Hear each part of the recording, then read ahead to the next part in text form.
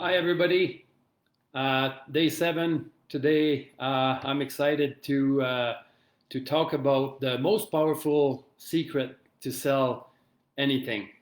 Okay, so everybody loves to buy, but no one likes to be sold, right?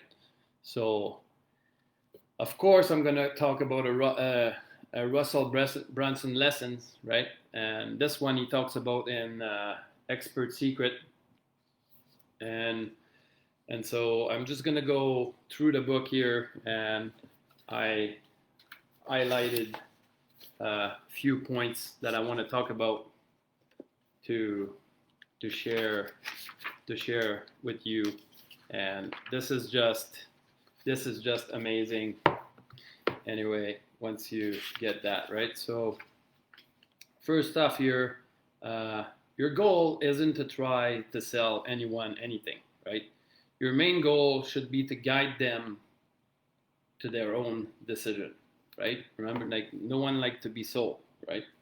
The mistake that most people are trying to do is they're trying to sell them on why they should be joining.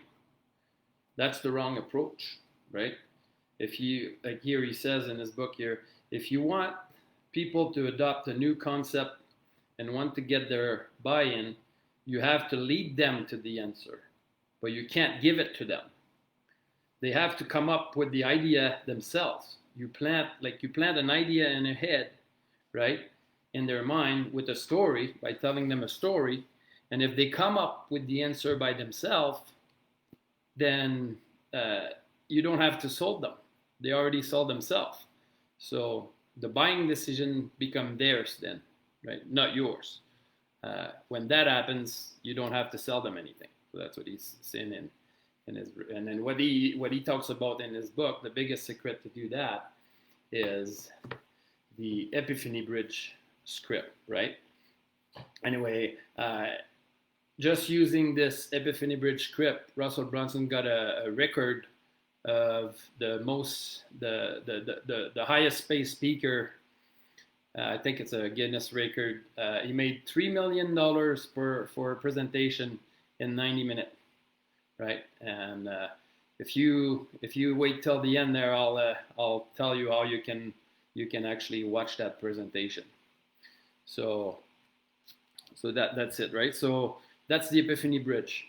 So it's a simple story that take people through the emotional experience that got you excited into whatever you're selling or opportunity, right? About your new opportunity that you're presenting, and so it's important to do that. It's important to get back into the state, into that state, right? That when you got that big aha moment, that big epiphany, that what caused you excited to join whatever you are in, and so that's what he's saying here. It's important to get back into that state because that is the state that your future dream customer are in now, right?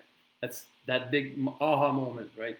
Usually that comes from a guide, right? Either a video that you watch somebody that telling you a story and gave you that big epiphany, and or sometimes it comes just by an inspiration, an idea that you come up with, right? So whatever it is, you need to make a story about that.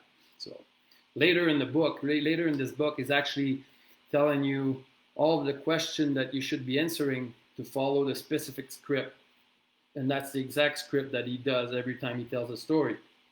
That's the exact script that he made 3 million in 90 minutes for. So are you guys getting this? Like you need to get this book, right? Expert Secret. Anyway, so the first question you have to ask is, what was the epiphany that your guide gave you, right?